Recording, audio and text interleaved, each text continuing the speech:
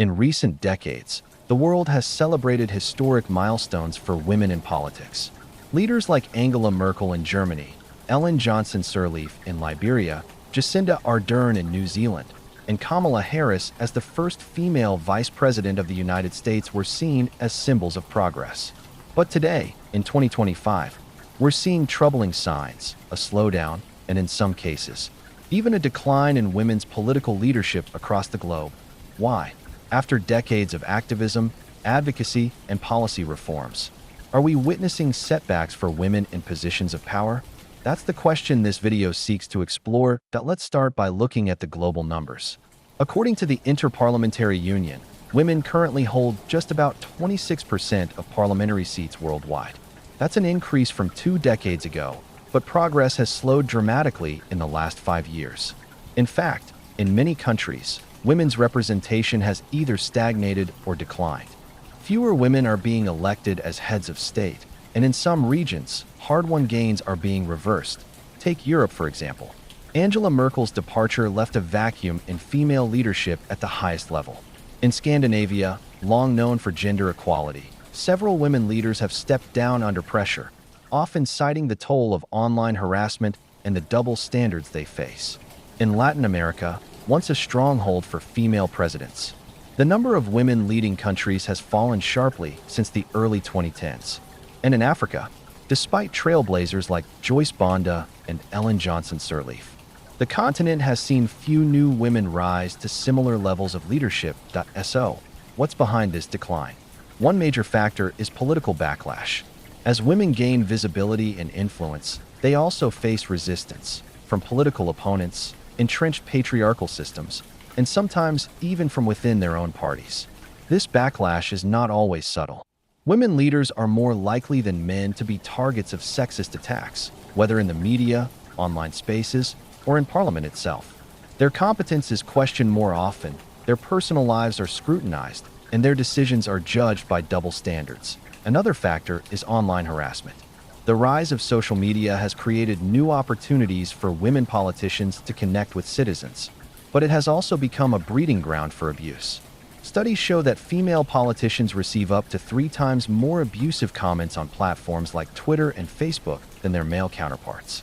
The abuse is often gendered, including threats of sexual violence, attacks on their appearance, and attempts to discredit their credibility. This toxic environment has caused many women to withdraw from politics, citing the emotional and physical toll. There is also the issue of political party structures. In many countries, parties remain male-dominated. Candidate selection processes are often biased, informal networks exclude women, and funding is harder to secure for female candidates. Even in nations with gender quotas, enforcement is weak, and parties sometimes place women in unwinnable constituencies simply to meet requirements on paper. Cultural and social norms add another layer.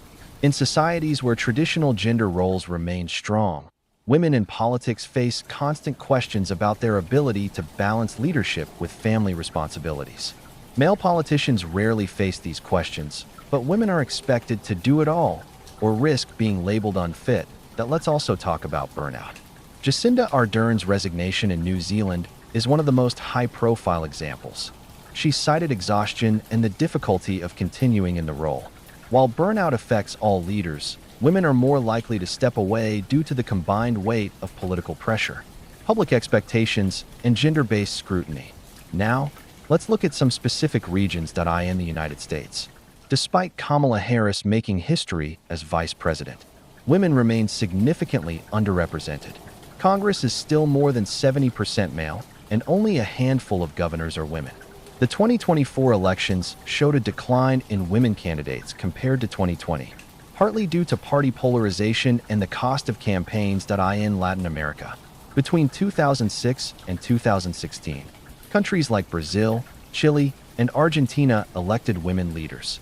But today, very few women hold top offices.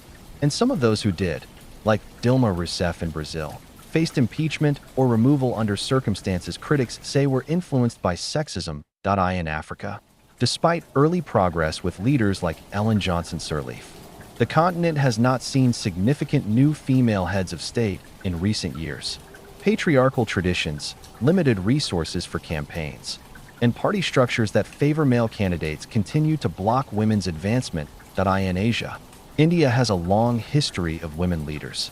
Yet today its parliament remains heavily male-dominated. Pakistan, Bangladesh, and the Philippines, all countries that have had women heads of government, now struggle to sustain that level of representation. This raises a critical question. Are we at risk of a regression in women's political leadership? The answer, unfortunately, may be yes. Gains made over the past few decades were never guaranteed to last. Without systemic reforms and societal change, progress can stall or even reverse. The impact of fewer women in political leadership is not just symbolic, it affects policy outcomes. Research shows that women leaders are more likely to advocate for social welfare, healthcare, education, and policies that benefit families. They bring different perspectives to governance, often prioritizing negotiation and inclusivity. When women are sidelined, entire societies lose out on these contributions. But it's not all bleak. Around the world, movements are rising to push back against this decline. Civil society organizations are training young women for leadership roles. Campaigns are being launched to address online abuse, with some governments introducing laws to hold social media platforms accountable. Grassroots activism, especially among younger generations, is demanding more representation and refusing to accept politics as a male-only arena. In Rwanda, for example, women now hold more than 60% of parliamentary seats, thanks to strong quota systems and cultural shifts. In countries like Finland and Estonia, women continue to hold top offices, showing that progress is possible with the right structures. The challenge is ensuring these examples are not the exception, but the norm. So, what can be done? First, political parties need reform. Transparent candidate selection, equitable funding, and enforcement of gender quotas are essential. Second, stronger protections against harassment, both online and offline, must be implemented. Third, media accountability is necessary to stop sexist coverage that undermines women leaders. Fourth, mentorship and support networks can help women navigate the unique pressures of political life. Ultimately, this is about power. Politics decides how resources are allocated, whose voices are heard, and what priorities shape our societies. If women are excluded or driven out, half the population is left without fair representation. The story of women in political leadership has always been a struggle, one step forward and sometimes two steps back. But history also shows that progress is never handed over freely. It is demanded, fought for, and defended by those who refuse to give up. Today, as we witness setbacks, we must remember that the fight is not over. Women around the world are still entering politics, still challenging the status quo, and still breaking barriers. The decline we see today does not have to define the future.